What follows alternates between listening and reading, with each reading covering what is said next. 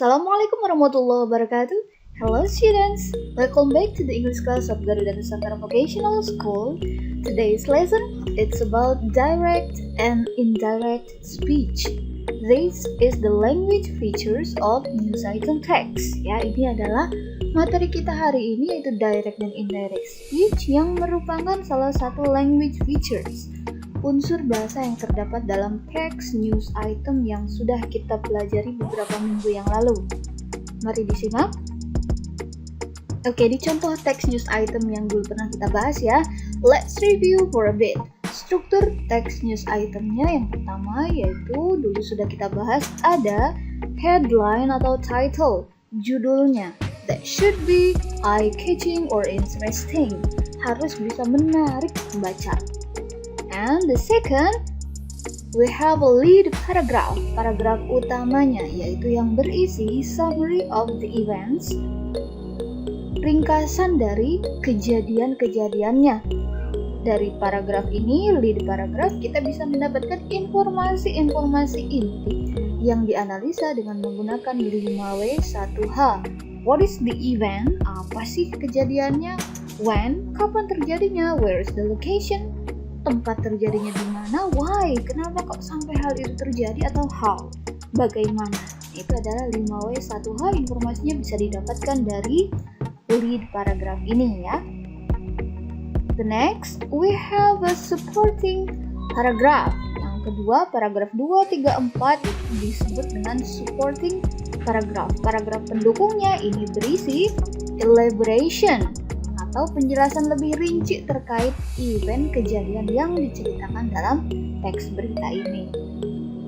Nah, dalam supporting paragraph ini, elaboration-nya biasanya didukung dengan menggunakan sources, sumber-sumber informasi atau data yang aktual ditambahkan ke dalam berita tersebut, dan ada juga quotes. Quotes ini adalah kutipan dari pernyataan-pernyataan yang berasal dari para narasumber. Contoh di sini, quotes atau kutipan yang pertama ini dinyatakan oleh Bekasi Police Chief, yaitu Bapak Hendra Gunawan. Kemudian, simak contoh kalimat yang kedua di sini.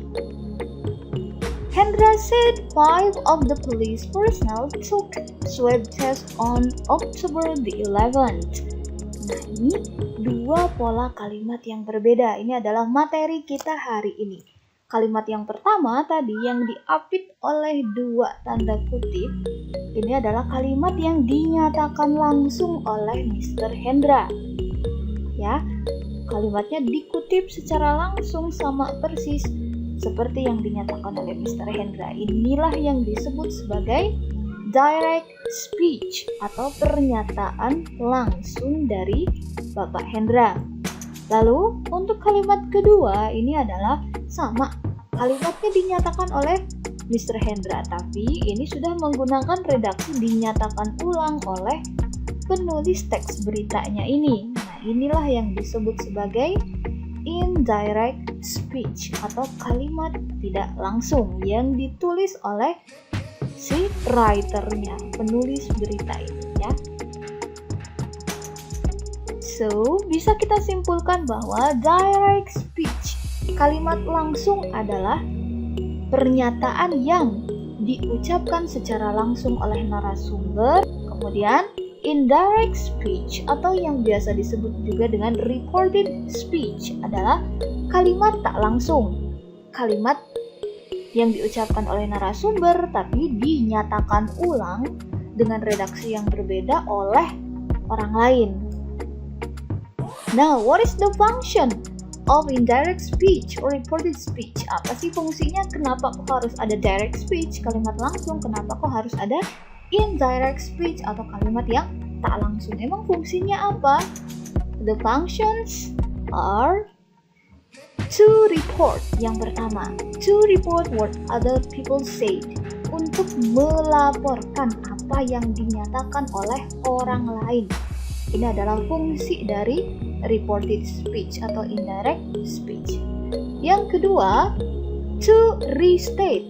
Restate adalah menyatakan ulang. Apa yang dinyatakan ulang? Yaitu to restate someone else's statement, untuk menyatakan ulang pernyataan atau perkataan yang diucapkan oleh orang lain. Now, let's look at the example. Dalam contoh berita tadi, 8 anggota polisi Bekasi positif COVID-19. Di sini narasumbernya adalah Bapak Hendra. Nah, Bapak Hendranya ini sebagai narasumber diwawancara atau diinterview oleh para wartawan, para jurnalisnya ya di sini. Lalu saat diinterview, Bapak Hendra berkata, ini dia pernyataan langsungnya. They are showing some symptoms such as loss of smell and slight fever. Merekanya ini maksudnya 8 anggota polisi Bekasinya ya. 8 anggota polisi Bekasinya are showing some symptoms. Sudah menunjukkan beberapa gejala COVID-19-nya. Lalu kalimat kedua, one of them is being quarantined at home. Salah satu dari anggota polisinya tersebut is being quarantined, sedang dikarantina di rumah. Ini adalah perkataan langsung dari Bapak Hendra, atau yang disebut dengan direct speech. Ciri khasnya adalah direct speech ini diapit oleh 2 tanda kutip, ya, disajikan di dalam artikel atau di dalam teks berita dengan diapit oleh 2 tanda kutip. Ini adalah direct speech. Kemudian, kalimat yang dinyatakan oleh Bapak Hendra ini jika dinyatakan ulang oleh para wartawannya atau oleh para jurnalisnya, dinyatakan ulang ya, atau dilaporkan oleh para jurnalisnya ini perkataan dari Bapak Hendra, maka itulah yang disebut dengan reported speech atau indirect speech. Nah, saat kalimat ini dinyatakan ulang oleh para wartawannya, maka akan terjadi perubahan pola kalimat dari segi struktur bahasa atau dari segi grammarnya. Mari kita simak perubahannya. Yang pertama, kalimat yang ke-1 ya. Ini dia, dinyatakan oleh Bapak wartawannya. He said that they were showing some symptoms. He said that. Dia berkata bahwa, dianya maksudnya merujuk ke Pak Hendra. Kalau di kalimat langsung yang diucapkan oleh Bapak Hendra, di sini menggunakan they are showing some symptoms. Mereka menunjukkan beberapa gejala, tengah menunjukkan beberapa gejala. Tapi kalau dalam kalimat indirect speech, ini are showing-nya berubah menjadi were showing. Jadinya, he said that they were showing some symptoms. Ini direct speech, yang ini adalah indirect speech. Dari be-nya are berubah menjadi were. Lalu kalimat kedua juga ada perubahannya. He said that, dia berkata bahwa, Bapak Hendranya berkata bahwa one of them was being quarantined at home. Nah, perbedaannya adalah kalau di kalimat langsung, di sini menggunakan one of them is being quarantined. Pakai is ya, be-nya. Tapi kalau di kalimat yang tak langsung atau indirect speech, kita menggunakan was being quarantined at home. Dari is, be-nya berubah menjadi was. Dari are, be-nya berubah menjadi were. Ini adalah perubahan pola kalimat dari direct speech yang berubah menjadi indirect speech atau reported speech, yaitu dari present continuous tense yang menggunakan are, kita ubah menjadi past continuous tense menjadi were, is menjadi was. B-nya saja yang berubah. Itu yang pertama, ya. Next, kalau tadi itu kan penggunaan direct dan indirect speech dalam konteks teks berita ya atau news item. Nah, kalau yang contoh kedua ini, this is the example of direct and indirect speech in daily life conversation. Nah, contoh penggunaan kalimat langsung dan tak langsung dalam percakapan sehari-hari. Contohnya, they are studying in the class. Ada guru dan juga ada beberapa murid. Bu gurunya ini sedang mengamati hasil kerja dari muridnya. Lalu, bu gurunya berkata, I like the picture. Saya suka nih gambarnya yang ini nih. Nah, itu perkataan direct speech yang dinyatakan oleh gurunya langsung ya. Nah, ternyata saat guru dan muridnya ini ngobrol ya, yang di belakang para siswanya ini penasaran. Lagi ngomong apa sih? Bu guru lagi bilang apa sih? Nah, karena penasaran tadi tapi tidak terlalu mendengar jelas apa yang dikatakan oleh bu gurunya, siswanya ini kepo bertanya, what did the teacher say? Apa tadi yang dibilang bu guru? Nah, lalu siswa yang kedua yang tadi mendengar lebih jelas, dia restate the teacher's statement. Menyatakan ulang pernyataan dari gurunya ini. Jadinya, ini kan tadi direct speech-nya ya, pernyataan langsungnya I like the picture. Dinyatakan ulang oleh muridnya yang ini menjadi, ini dia, she said that she liked the picture. Ini indirect speech, yang ini direct speech. Perubahan polanya, mari kita lihat. Yang pertama ini ciri-ciri dari kalimat tak langsung. Pasti ada ininya. She said that. She, kenapa menggunakan she? Karena dia merujuk pada gurunya. Gurunya kan yang menyatakan kalimat ini. Dia berkata bahwa. Kalau di direct speech menggunakan I like, karena gurunya yang suka ya, saya suka. Tapi kalau di indirect speech, kalimat yang tak langsung, bukan I, kita memakai she, karena yang suka picture-nya adalah dia, bu guru. Jadi tidak menggunakan I, tapi menggunakan she, subjeknya berubah. Yang kedua, dari verb-nya, kalau di sini I like menggunakan verb 1, present tense ya.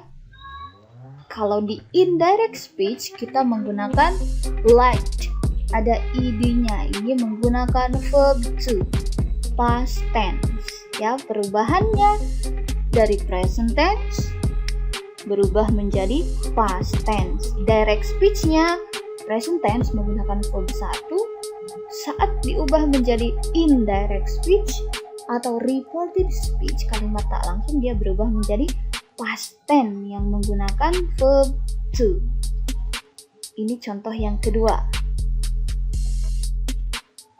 And the next example. Ada Jane, ada Marco yang sedang membicarakan kehidupan kuliahnya dan juga kerja paruh waktunya. Jane bertanya, how about your new job? Bagaimana dengan pekerjaan barumu? Lalu Marco, I got a new job yesterday. Saya sudah mendapatkan pekerjaan baru kemarin. Nah, ini adalah direct speech-nya ya. Kalimat yang langsung dinyatakan oleh Marco. Lalu, Jane pada siang harinya bertemu dengan Bianca. Dan Jane retell, menceritakan ulang apa yang dinyatakan oleh si Marco tadi. Nah, ini adalah indirect speech-nya. He told me that, dia berkata padaku bahwa, atau dianya maksudnya Marco ya.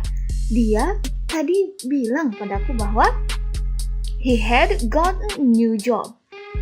Nah, ini ciri dari indirect speech-nya, ada he told me that. Perubahan kalimatnya, yang pertama terletak pada subjeknya. Kalau di direct speech menggunakan I got new job, pakainya I ya, saya, karena Marco yang bilang. Tapi karena pernyataan Marco diceritakan ulang oleh Jane, jadi subjeknya bukan I tapi he. Dianya si Marco.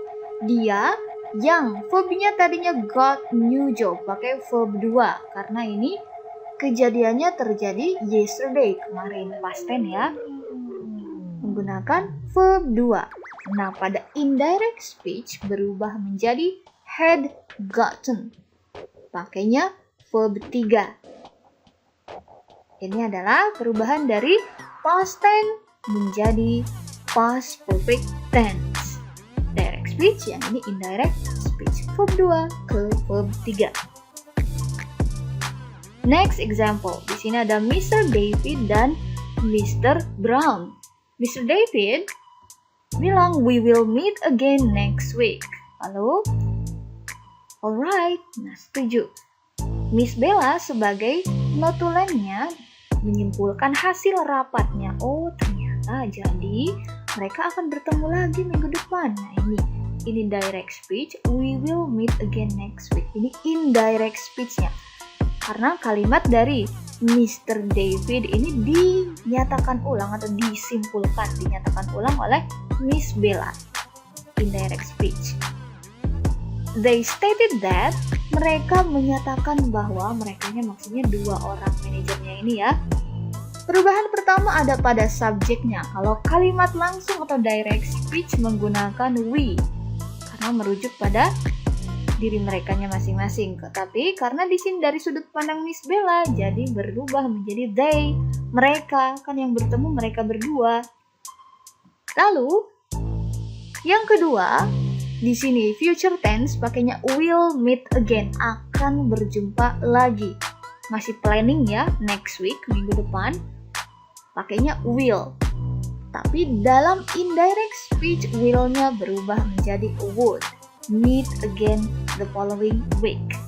Ini adalah perubahan direct speech ke indirect speech dari simple future menjadi past future. The last example, di sini ada Miss Nuri and Mr. Mike ya. Miss Nurinya saat waiternya bertanya mau pesen apa, terus Miss Nuri bilang, I have ordered the food on the phone. Saya sudah nelpon, sudah memesan makanannya via telepon. Nah, karena tidak terlalu jelas tadi pernyataan dari Miss Nuri, waiternya bertanya, pardon me, mohon maaf tadi bilang apa? Nah, pernyataan dari Miss Nuri, ini direct speech-nya, dinyatakan ulang atau di-restate oleh Mr. Mike.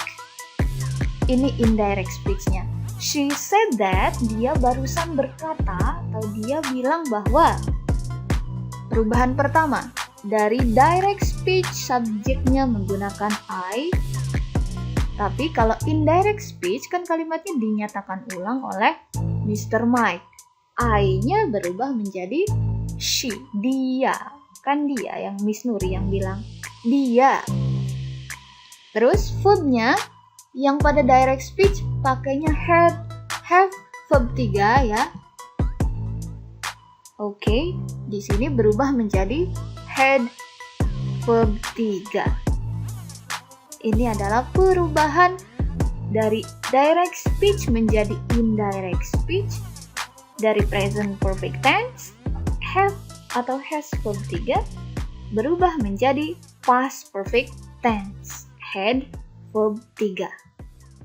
Oke, jadi ini adalah perubahan tenses dari direct speech berubah menjadi indirect speech.